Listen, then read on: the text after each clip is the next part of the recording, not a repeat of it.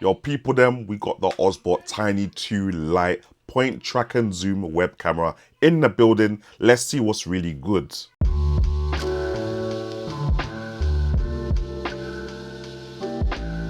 Now, people them, just before I get into the review, real quick, just in terms of transparency, OBSBOT have sent this down to me for free just to review and let you guys know what's going on, but they're not going to see this review before it comes out. So yeah, it is what it is basically. Now, when I used the OBSBOT Tiny 2 back in the day, I can't lie, it became my go-to web camera because the fact that it could track man around the room, the fact that it had the voice gestures, it had the hand gestures, so voice commands, all them kind of thing. It was just in the future kind of thing, like it was moving mad. Now, this is supposed to be the Lite version where they've stripped down some of them features to get it at a bit more of a friendly price point. 150 bar, that's still expensive web camera kind of settings for me personally, but I want to show you guys what it's saying for you because there are other web cameras around the same price that don't do half as much as this thing does. Right, now here we got the Tiny 2 Lite, and I can't lie guys, if you've already seen the original Tiny 2, you'd be easily forgiven for mistaking them for being the same camera fam. Like, they look mad similar. There are a few differences. The Tiny 2 Lite in my left hand over here feels a lot more plasticky and lightweight, whereas the Tiny 2 feels a bit more metal and a lot more sturdy. Not that this feels weak or anything, but I can just feel, because it's lighter weight, it feels like it's a little bit more plasticky, if you get what I mean. Also, the Tiny 2 Lite has the monitor stand built in to the bottom of the web camera. It's a bit stiff to open, I can't even lie. Whereas with the Tiny 2, it's only got the 1/4 screw thread there. And if you want the monitor mount, you have to magnetically attach that on and pull that out a little bit later. But this is a lot more smoother to open kind of thing, and obviously put on the top or bottom or wherever you want to put it on the monitor. But yeah, that's what the main differences are with the Tiny Lite, or Tiny 2 Lite, and the Tiny 2. Now, it's not a full 360 thing. Obviously, it goes this far upwards, and obviously it goes that far downwards as well. So it's like a 180 thing on the tilt axis, and on the rotation, or what they call it, the pan axis, is that like 270 degrees? It's just shy of 360, so it won't spin all the way around, but it will basically get everything covered kind of thing, if you get what I mean. Now, in terms of the setup, this thing is pretty simple because you don't actually have to use the OBSBOT app to get this thing working. It's very much plug and play, and that's the kind of simplicity that I'm getting from this whole Tiny 2 Lite experience. Everything's plug and play, ready to go without any extra faffing around. Alright, now we've got everything plugged in. You're looking at it through the computer screen right now. I will put up some native footage of what the video quality looks like straight from the OBSBOT Tiny 2 Lite, just so you guys can get a good feel for what this thing looks like. But yeah, 4K 30 at the moment does look pretty decent. Unfortunately, this video is on a 4K 30 timeline, so I can show you 1080p 60, but you're really only going to see 1080p 30 by the time YouTube is done with it, essentially. But yeah, you got quite a few options there, all the way down to 480p at what, 30 frames per second. You got 720p 60 as well, 1080 60, 1080 50 as well, 1080 30 obviously. Depending on what you're really going for. I know a lot of web camera programs don't even go up to 4K, so it's nice to have that option and kind of future-proof the thing depending on where you're going to use it. Now, I'm going to try and do this live whilst talking on the camera kind of thing, but one thing that's really sick is that it's got lots of point and tracking features, and as you can see at the moment, none of them are working. Now, if I put my hand up, it should flash blue and now start tracking me kind of thing. I'm not sure if you guys can see the light, but yeah, now it's in tracking mode, and if I put my hand up again in the same way, it will stop the tracking mode, and when I move my head kind of thing, it will stop tracking me. So them kind of hand gestures and all that kind of stuff works pretty well.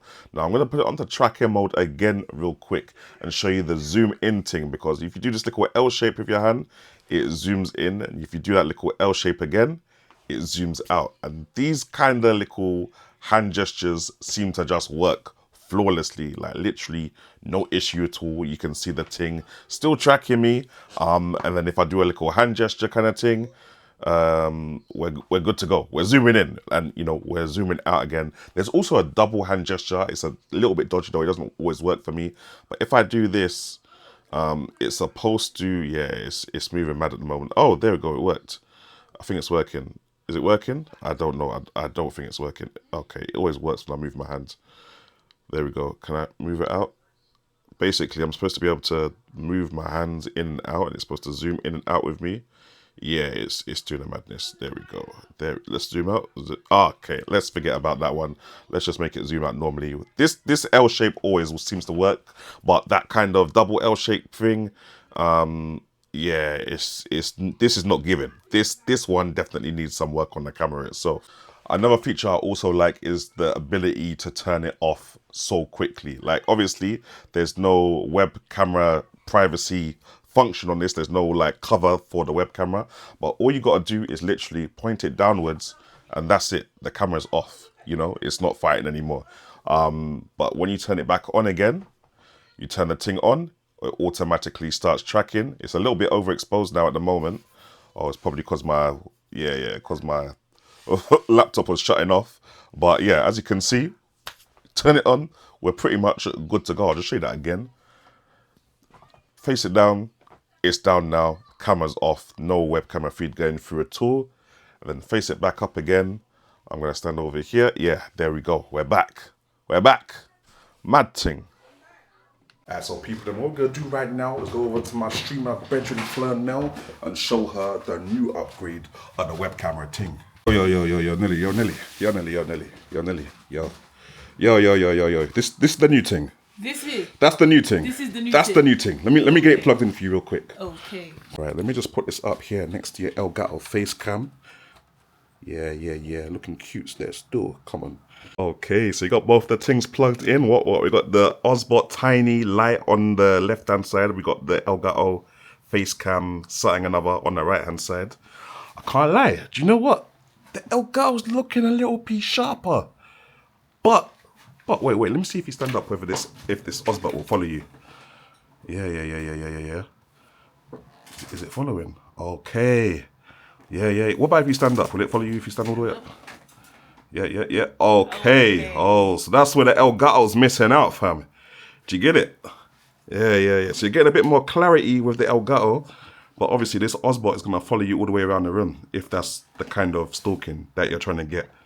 Now, looking at both of these side to side, first thing I notice is the color difference. Whereas the OBSBOT looks a bit more natural, the Elgato Facecam Mark II looks a little bit more pink. Same with the field of view. I feel like the Facecam has a wider field of view, but then that kind of doesn't matter with the OBSBOT because it's going to track you around the room wherever you need to go anyway. So I don't know if field of view's actually a problem. One thing that's really weird is that even though their face cam is a 1080p camera, it seems to look a little bit more sharper than the 4K OBSBOT Tiny 2. Now here's a little voice sample, little video sample of what the microphone on the web camera itself sounds like. It's nice that it has a microphone, but it would be wicked if it could use that microphone for the same voice controls as you can do with the original OBSBOT Tiny 2. But yeah, microphone's kind of all right. It will do for a Zoom call. It will do for, I don't know, Discord or Microsoft Teams, Google Meets, all them kind of video conferencing things there. Don't know if I would actually use it for content creation itself. I would still, get a nice little dynamic USB microphone for that separately. But yeah, in a pinch, it's better than nothing, I guess. I think, hear me out, I think this OBSBOT Tiny 2 Lite is actually not a bad web camera, fam. Like, for anyone that wants to get into a point, track, and zoom web camera, like a moving web camera, without having to spend like £200 plus, £300 plus, or like literally put a camera on top of a gimbal, this is a good solution. Like anyone that's, I don't know, doing streaming where they're actually moving around, they might be doing exercise classes, they might be doing cooking streams, art streams where they want the camera to focus on them and then they want the camera to look down and focus on the art kind of thing. This is that kind of web camera. But if you're like me, you're a bit lazy, you're not really actually moving around that much in your room, then I don't really think a PTZ web camera is what you need. It's a bit overkill for you standing still when it's supposed to be able to track your movements everywhere around the room. Maybe you're going to do some cooking streams in the future. Maybe you'll invite me along for the food. Let me know in the comment section below. Is this the web camera for you? Like, subscribe, and hopefully man will catch you guys in the next video.